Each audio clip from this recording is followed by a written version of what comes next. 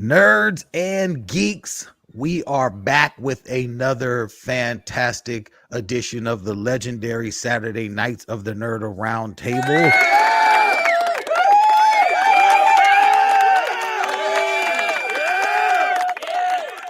Yours truly, King Nerdificent Wallace Sharp in the building, joined by the one and only Mo Kelly. What's happening? And Dr. Liz from the Freeway. Hey, everyone.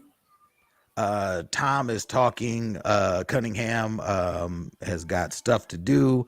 Don't know if Ryan Twitchmaster McBain or Anthony from Two Cubicles Down will be able to join us, but we shall see. We've got a lot of movies coming our way, a lot of nerd-tasticness jumping off week after week after week, and we couldn't let this week go by without getting into Transformers Rise of the Beast. Like I said, Tom cannot join us, but he wanted to say flat out he absolutely loved this film. Oh, come on. He loved it. Tom's review of this film was stellar. And before I, because I'm gonna actually pull up his review if I can find my phone. I'm gonna read his review off of Facebook. But Dr. Liz, I know you also liked Transformers Rise of the Beast. Mo hasn't seen it. I gave a spoiler-free review on Later with Mo Kelly, and that was enough for Mo to say, I don't need to see that shit. So before we get to my thoughts, Dr. Liz, please share with us what you liked about this latest edition in the Transformers film franchise. I must say that I did not like Bumblebee. So I'm putting it out there. Okay, that's surprising. All right. I didn't like the Bumblebee movie. So I came into this with very low expectations. and I thought it exceeded. It was everything you kind of wanted it to be. It was a good depiction on a throwback of the other movies, the Mark Wahlberg movies. And there's even a dig talking about Mark, because this takes place in 94 or 96.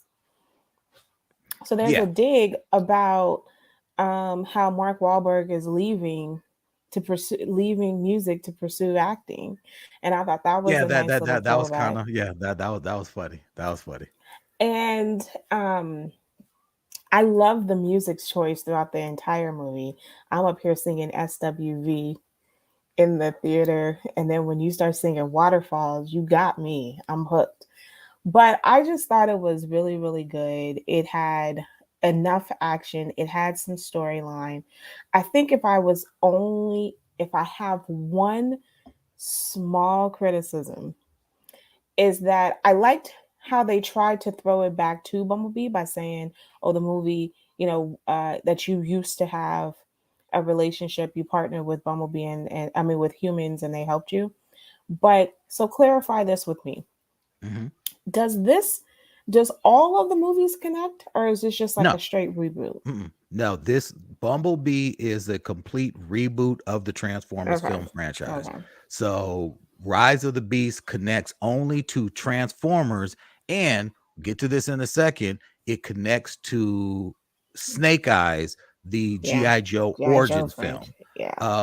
I had mentioned this on the show a while back that Hasbro, they actually rented out an island, and they had Hasbro Island, and they got all of their writers, producers, directors. They got marketing. They got, folks from the toy line. They got everyone together to map out a fully fleshed out Hasbro film universe. And the Hasbro film universe encompasses Transformers, G.I. Joe, Mask, the Mobile Armored Strike Command. It was an old 80s cartoon as well. It encompasses Rom, the Space Knight, Micronauts, and Visionaries. Those were all 80s, mid to late 80s, early 80s cartoon properties from Hasbro.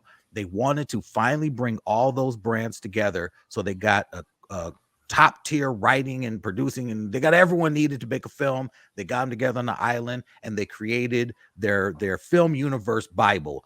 And from that is where we get Bumblebee and Snake Eyes, which were the two first entries in this wider universe within the Hasbro toy film universe. And in this film is where we see that. So forget anything you think about the Shia LaBeouf or the Mark Wahlberg Transformers films.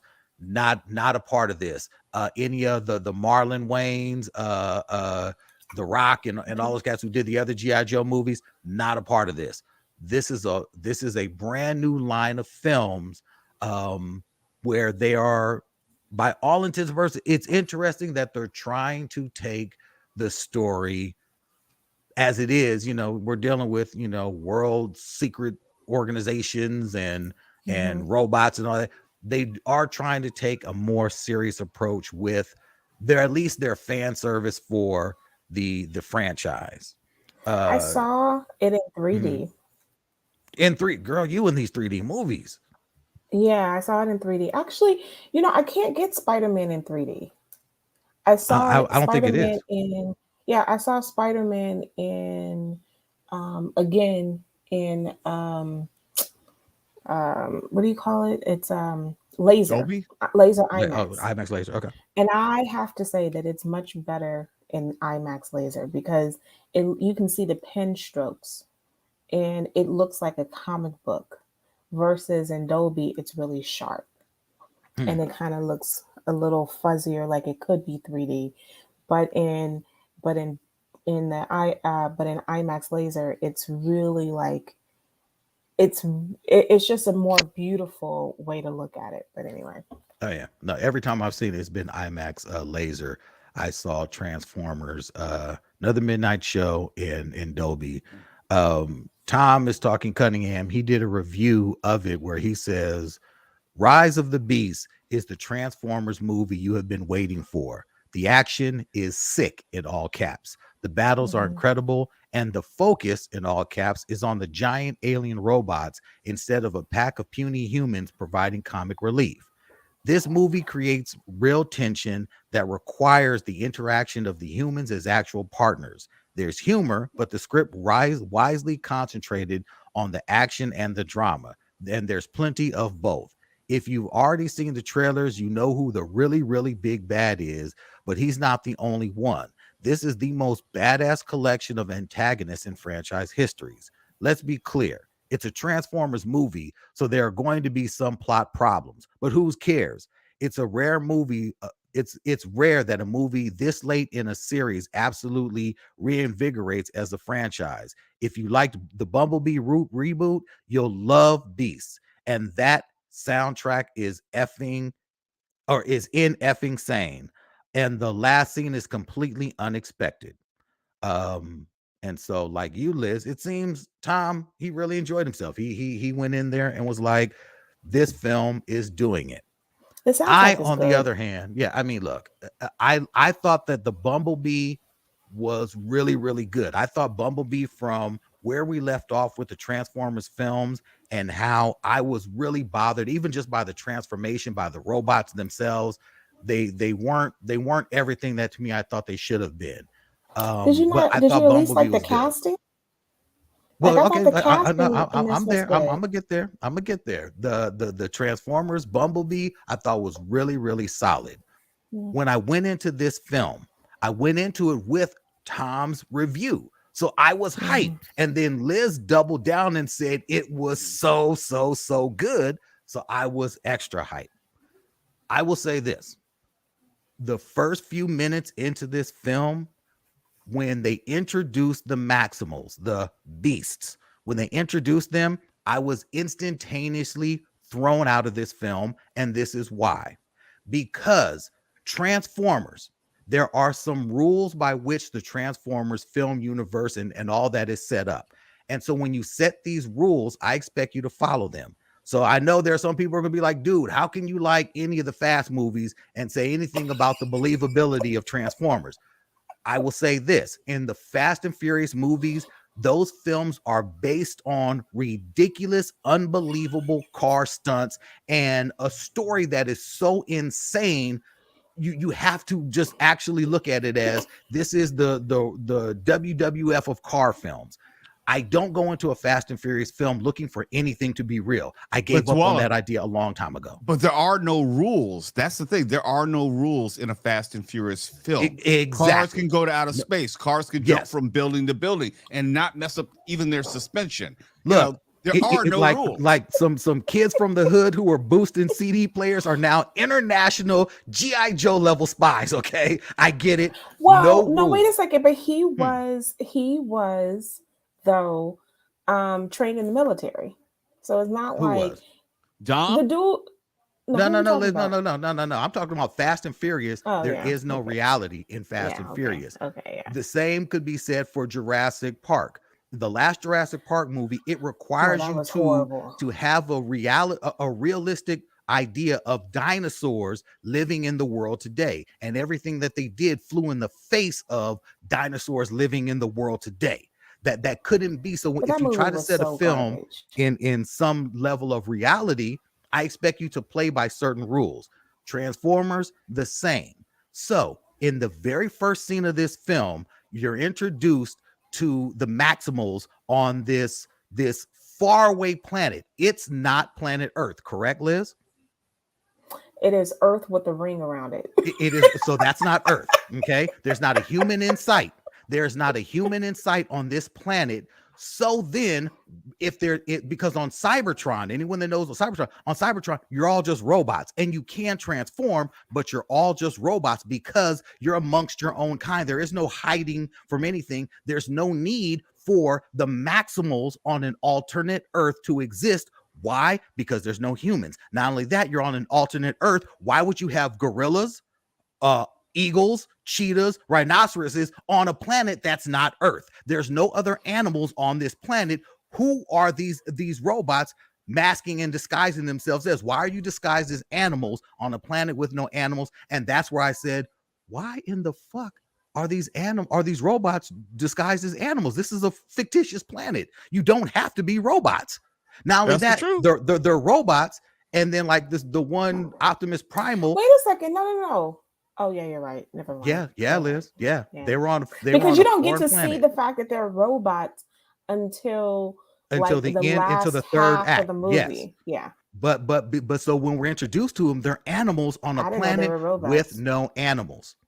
Right. So that's weird to me. If you had said it in the past on Earth, and when they got to Earth as robots, they disguised themselves as animals, cool. But you're putting it on an alternate Earth where there aren't gorillas, there aren't eagles, rhinoceroses, or cheetahs. So that was weird to me. And that threw me off. And I'm like, what are we doing? But then you introduce Unicron, and that was badass, because Unicron is like, oh my God, the way they introduce Unicron into this film is exactly how you want Unicron to be. And then you fast forward to New York in 1994, and man, that Wu-Tang Clan hits you like a brick. It's like, oh snap! And after that, everything on that soundtrack, the way that they depicted the 90s through the music was great. They introduce us to the lead antagonist or the lead star in what's the kid's name? Ramos. Anthony Ramos. I thought his acting throughout was solid. I thought Dominique Fishback, I thought her performance was solid. Unfortunately, she talks about how young she looks, because she's like in her 30s. Oh yeah, and she looks like a baby. Yeah, she does. But she's been having a nice year too. And I've thought about this, like all of these people who the main characters, they've had a really good year. She just got off a Swarm, and then think about like his mother is in the next hit, the latest hit movie. Spider-Man. She plays Spider-Man. Yep. And she's in something else, and I can't remember. She's been acting forever and a day. Again, the cast was great. The way they set up the story, the way they set up the reason that the Autobots came out of hiding or whatever, I thought that was cool.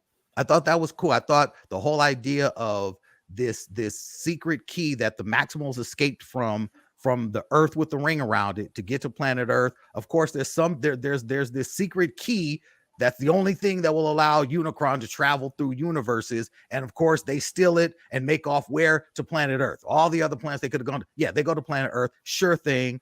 And it's hidden and why they hide instead of keeping it on themselves, that doesn't make a lot of sense to me. But sure, let's go with that. Let's go with the fact that you hid it among human society. Sure thing. We'll go with that because you need that to make the film move forward. But the things that they went through after that, within their own film, they stopped making sense. And that to me is the things that bother me, because their reliance on the humans was predicated on the humans being the ones that they needed to go in and get these things or go find these things. So like in the beginning, Liz, when Dominique Fishback's character, when she unleashes this thing and the Autobots are coming up with this plan to get Anthony Ramos' character to go in and get it because they need a human to go in and sneak in and get it, right? That's what they told us. But then they get into this huge ass fight with these enemy robots that show up, and then they destroy the museum, doing what? Essentially doing away with the reason why you were going to have the human sneak in and try not to cause a fuss. So I'm like, so that was pointless. If you were just going to go in there and get the thing that was activated and have to destroy everything anyway, that plan didn't make sense. But okay, we're going to go with it. We're still going with it. They move forward. They have to find, because of course the key is split. And Optimus Prime, the whole Autobot, they're getting their asses handed to them. And I don't like a film where the protagonists are getting their asses handed to them, and they shouldn't. Optimus can only be beaten by what, Bo? A Prime. Optimus can only be defeated by a Prime. No one that was fighting Optimus was a Prime. Optimus should have been trashing those other robots. I don't care if they were empowered by the almighty God robot Unicron. Only a Prime can destroy or defeat a Prime, and none of those robots were Primes. They were all just subordinates, and Prime should have been thrashing them. But if you want to do away with that rule, those of us who are watching it go, but wait, you're not following your own rules of Prime is fucking Prime, dude. like that's what it should be. So when you have Prime getting his ass kicked, you have Bumblebee look like he's killed out of nowhere, and then you say to yourself, but I've seen the trailer and I see Bumblebee in the end sequence in the trailer, so I know he's not dead. Those are the things that while I'm watching, I go, oh man, you guys didn't have to telegraph this film so much. That's tough for me. Those are the things that were really, really tough. You fast forward, they have to go travel across the globe, and then you go to South America, Peru. Okay, you go from New York to Peru, and Mo, these Transformers, Autobots and Decepticons, they come to planet Earth and they disguise themselves as cars and jets and stuff. Why, Mo? I don't know, because there are no cars and jets where they are. Originally. No. Beyond that, they do that to hide in plain sight. No, I get that. Yeah. So that's the whole reason why they said we'll transform into these things. Right. But when you get to Peru, you're led to Peru by this giant bird transformer. Right. Now I don't know about you, but in the trailer, you've seen this bird, Air Razor, and this bird is like 20 feet tall. So I don't know why you're a transformer on Earth disguised as a 20-foot bird that looks like a robot. That you're not disguised. You're not disguised at that point. No. At that point, you're just a big ass giant metal bird. Then they go to Peru, and you've got the gorilla, you got the rhino, you got the cheetah, which is as big as a fucking car, and you got all of them hiding in plain sight. I'm like, you're a gorilla, but you're like a 15, 20-foot gorilla. You're not hiding from anyone, dude. Gorillas aren't that big. To me, the idea of Transformers, I'm like, not only that, there are no gorillas and rhinoceroses in Peru. So all of that was weird to me. I don't know why. That was weird, but the idea of them being animals hiding in Peru and they weren't disguised as animals that are native to Peru, that was weird to me. You could have been animals that were native to Peru. You could have done that. They didn't want to do that, because then when they get to Peru, come to find out, you actually didn't need the humans to even find the thing they were looking for, because they were able to scan the whole damn village and say, boom, hey, people, the thing we're looking for is right there. It's hidden. Go and get it. If you know Unicron is coming, man, fuck the people. Why are these robots so concerned with hiding? Fuck that. Go in and get the damn thing that you need. But no, because you got to carry this dragging ass story along. You want to send the people in and to get into more misadventures. They find the key. They lose the key. They're introduced to Mo. They're introduced to a robot that speaks with a Spanish accent. But he's not from Why? Spain. He's not from Mexico Well, but or they Peru. mentioned that in the movie, right? And he was just like, "Oh, so it'd be kind of like presumptuous to think that you speak Spanish." And he's like, "So what? Yes. It's racist?" And he's like, No. "How can I be? Yeah. How can you be racist? You're a robot." And that was one of those things that I'm like, you didn't have to write that in. You also don't have to have robots that are speaking with an accent. Why? Because they're hiding. They're not chilling among the people. They're not having conversations with people. the people that live in Peru. So Yeah, there's but I no give that reason away for this because robot to the have an voice accent. box. Yeah, but the voice box, like in Bumblebee, right? Because he had no voice Mhm. box, so it could be like the voice box has been replaced. It could be that they mimic something like that didn't bother me at all because I feel that uh, everyone has an accent. These are robots. Yeah, but Optimus Prime has an accent. Like all their He does voices no, no.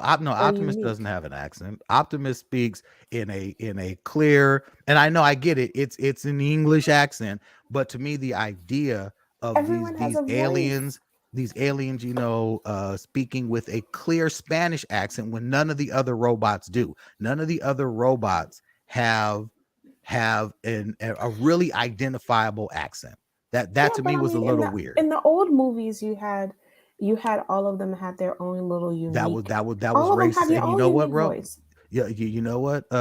Remember Yeah, in it was that racist. one where they were in Asia, and you had the one samurai Yeah. robot who Optimus, we must go. And it's like, what the fuck are y'all doing? Why are With a you? Japanese Yeah. accent. The Japanese accent. To me, that's one of those things that I'm like. So why are we doing that when you have the two little It's robots who Hasbro. are all of a sudden because they had the robot gold teeth and they were talking like Little John? To me, that goes to what they think about different cultures, different people. And I'm like, you could have just had all the robots, just talk regular. You didn't have to do that. And that was just a stretch. When I saw those things, I was like, okay. And then just the third act, it just drug. The third act, it drug and it drug and it drug. And by the time it was over, I was done until that end credit scene. That end credit scene was insanely exciting for me. I don't know why, but when you make the connection between I Transformers know. and I thought GI it was Joe, cool. that was, man, that was crazy. That was crazy. So I don't know. I I don't thought know. that I thought the cast was really cute. I really Mhm. believed in them being brothers. I thought that you did get to see there was some level of chemistry between the guy and the girl. Mhm. And I did think that I understand all of your problems, but um, I've always felt that just like when I complain about Star Wars, the issue with Hasbro is that they made up storylines because they had these toys that they Mhm. wanted to sell. And so it's kind of one of those, they didn't have a lot of thought from the get go. Mm. And so you're going to end up with, they didn't have comic books first, they had toys. And they're like, "Ooh, how can we sell these toys?" And let's have a cart, and then that same thing with Teenage Mutant Ninja Turtles. Teenage Mutant Ninja Turtles actually started off as a comic book, but but Hasbro was like, let's just come up with a storyline and make this make sense. So you're gonna have all of these flaws, and I know that it violates the first premise, and I get that. And they do mention in the movie that he was named after Optimus Primus was named after Optimus Prime, and so I was like, so you know of him first. Yeah. Like, I do think, I don't know. I thought it was an enjoyable ride. You suspend belief. It's an enjoyable ride. I was on the edge of my seat. I thought the action was great. The music made it better. I think the cast was excellent. Much better than the old movies casting, I True thought. that. True that. I will And give them the props on the jokes were cast. fun. Mhm. Some of them were cheesy, but the jokes Yeah. overall were fun. Hello? I thought Pete Davidson as the Mirage. I thought Pete Davidson was surprisingly good. So Pete Davidson, he carried himself really, really well. I thought that even though he was bringing humor to his role, I thought that he was at least serious about being a transformer. He was serious about being in the movie, and I thought that was really, really good. I thought the two human protagonists, I thought they were really, really good. The antagonist of the film, I mean, the threat of Unicron was amazing. The three transformer villains that he sent in to, you know, ruin the day, I thought they weren't memorable at all. They could have just been Mm-mm. anybody. There was nothing memorable about the earthbound villains or the swarm of ridiculous looking spider scorpion like robots that they sent to fight. That was like one of those, like, okay, now we're just doing whatever right now. um but again, I would say it is definitely worth seeing on the big screen because the transformations, the robots themselves, and what they had these robots do, I thought that was stunning. The CGI on these robots, without a doubt, is the best transformation sequences and best, I'd say, realistic looking transformations that I've seen in any of the films. The way these robots moved, the way they went from vehicle to car, stellar. That stuff was Just good. even the opening scene Yeah. about the Porsche when they stole the Porsche and they were, I was Yes. like, oh, this is cute. This is, and it was realistic. His response to being caught in the Porsche. Yeah. Yeah. His acting throughout was good. His acting, I was like, I'm really down with this dude. This dude, Anthony, his role, no matter what, he stayed really, really true to his character. They didn't do implausible or ridiculous things with the characters. The characters, their Hmm. motivations made sense. So those things were great. It suffered from just some really serious storytelling issues that made this, I saw it, don't need to see it again. It's just one of those movies, like, you watch it once, it's not, it's nowhere near a Across the Spider Verse, where I've now seen that film Oh 3 times, yeah. and I will go and see it 4 times. I'll go see it again and again. That film for me is stellar, and I think that a film like Transformers, it's gonna have this weekend, and this weekend is going to be it, because next weekend is what, Liz? It's the Flash and Elements. the I don't know how Elements. Elements is I don't going to know. actually do. Like, I mean, I But feel those are like, two films that would take yeah, away from the Transformers. The Flash will take away from maybe the older end, while Elements will take away from the younger end, and both will take away from just general audiences and curiosity. So this film will arguably only get a week to do what it's gonna do, because I do Flash is think that already selling out Spider-Man. theaters, which is, it's shocking to me, but Flash is selling out, and kids want to I, see I Elements. mean, even when I went to see Transformers, it wasn't sold out No. like yesterday. You know what's also, I think this is a troublesome time when they're stacking them this way, is only because I really think that they're stepping on so much of each other's toes because there's not enough space in the theater for these amount of blockbusters all at once. Yeah. Yeah. Because, I mean, look at this. I mean, the Flash and Elements is only going to have a week, because what the no, no, they'll have 2 weeks, No, they'll because have two you keep weeks. reminding me, uh Dial of Destiny is on the You 30th. keep trying to So push it up. yeah, I know. I don't know why. I don't know why it's in my mind that it's coming out on the 16th, but yes, you are right. So those two will have at least 2 weeks. If they do another strong push for Transformers, maybe that'll stay within the top 5 for week. But they're also still continuing with the fact that I asked the guy at the theater when I was leaving out there. I'm like, man, there was only like 40 people in this whatchamacallit screening for Transformers. I'm like, is everyone in Spider-Man? He's like, everyone is in all other Spider-Man theaters. The IMAX Spider-Man theaters packed, and he's like, all It's the so other good. theaters are packed. Transformers, again, I'm in a Dolby theater, like, 200 people maybe. There's like maybe 50 of us in there.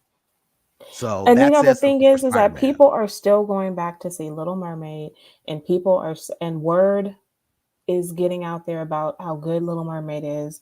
Word is getting out there about how good Spider-Man is. I've heard that The Flash is really good. But you know, I Yeah. don't I don't know how long and how good it's going to be, because I mean, I tell you, like, Spider-Man to me was just, it's so stellar Yeah. Yeah. I don't know. I don't and know if this is going consequential. to help theaters. I mean, if everything is stacked out like this, how do theaters win this summer? If yes, you may get people in those opening nights and maybe that opening week, but if you have everything stacked up like this, I don't know if there's a win, especially when there's stuff also to watch at home. Speaking of which, Dr. Liz, what is on Apple TV? Oh, I don't know. I mean, actually, there is something new, but it's nothing significant. Like, I mean, it's Tom Holland has a new show, and I haven't watched it yet, so I am going to watch it. I heard that's the one that's got him wanting to retire for a year because Yeah, he that said it's broke too. him. Yeah. I can understand it, because there was another one I talked about like a few years ago, that Mm-hmm. shot Shalat, I always mispronounce his name, Buff, the Buff Shia character. LaBeouf. Uh-huh. Yeah. And he was a drug addict, and that was so heart-wrenching on Amazon. I mean, on Apple TV. So, I mean, if it seems like it's going to be kind of similar, gut-wrenching kind of a show, to where I can understand. Hmm. Hmm. What you watching, Mo? Not a lot. Not a Yeah. lot. Yeah. Look, well, man, both y'all busy. I love it. I Yeah, I love it. mean, Mo, you I need to wish I had catch more up. time. You miss you're gonna have to It's the catch up on truth. I everything haven't on had the time. Amazon. At the time, I have not had the time. I saw The Mother on Netflix. That was good. I enjoyed Okay. it. Oh, The Jennifer I Lopez Um, want one, to see right? that. Damn, you yeah, just reminded me. I gotta watch that. You said that was yeah, good. Oh, yeah, I want to watch it. yeah. By Other the than way, that, I have a question for you guys. What do you, and one quick thing. How do y'all feel about the fact that Avatar is on Max and Disney? I claim bullshit on all that. Everything Avatar related is bullshit.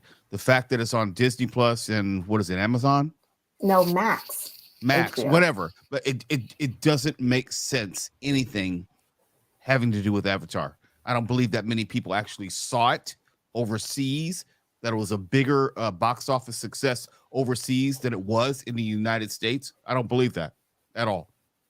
And I wonder what kind of deal they worked out, they being James Cameron and his company, to get it on both networks. That's really weird. That doesn't Right, make because any Yeah, sense they for don't. either company. Yeah, because like the first one's not on both. It's just this one is. I don't. I Hmm. didn't. I was Think strange. I call bullshit. I think there's something going on.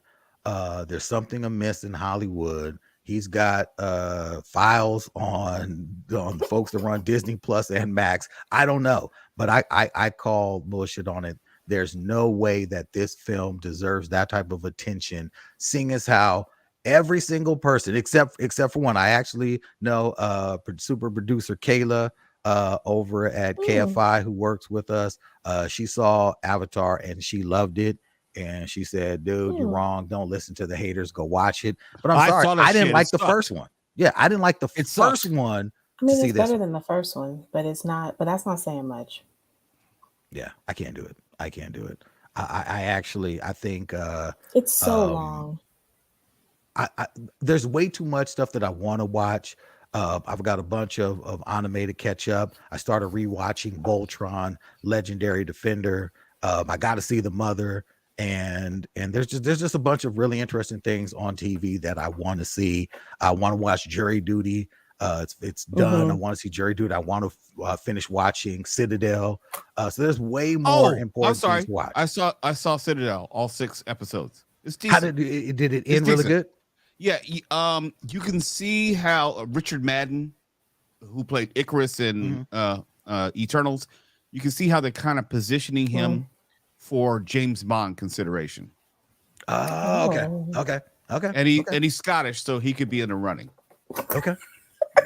No, I'm just saying Yeah. it was fine No, for it it's was. fun of your tweet. You had a tweet about who could play Bond, and you went through the list of all the people who played but Bond, and none it of was them. Roger Moore's son who was complaining. Only he was saying that it would be ridiculous for an American to play James Bond when there haven't been largely Englishmen to play James Bond, regardless of how the character is written. It's just a lie.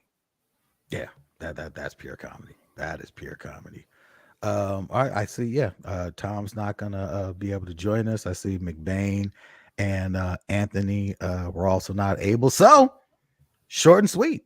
I thank y'all for tuning in. Oh, we'll be Are here either next of you week for the seeing the Flash? I am. I'm not. No. I'm not seeing the Flash. I'm I'll going see to. it at some point. Who knows when? No, Have you been I'm able not to see giving it Mario that Brothers respect. yet? No, No. No. no. It's a short movie to see it, to be I able know. to see it.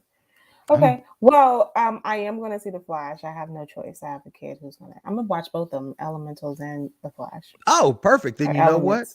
Elements. Next week, Dr. Liz, you've got, and I think Tom is going to see the Flash as well. So y'all can go on and give us a spoilerific review of the Flash. I do not care about spoilers on that one. I don't care about that film at all. But we'll be back next week with the Flash and Elemental. There it is. All right, take us out, Dr. Liz. Oh, good night, everyone. Mo. Multipass. Excelsior. Yeah.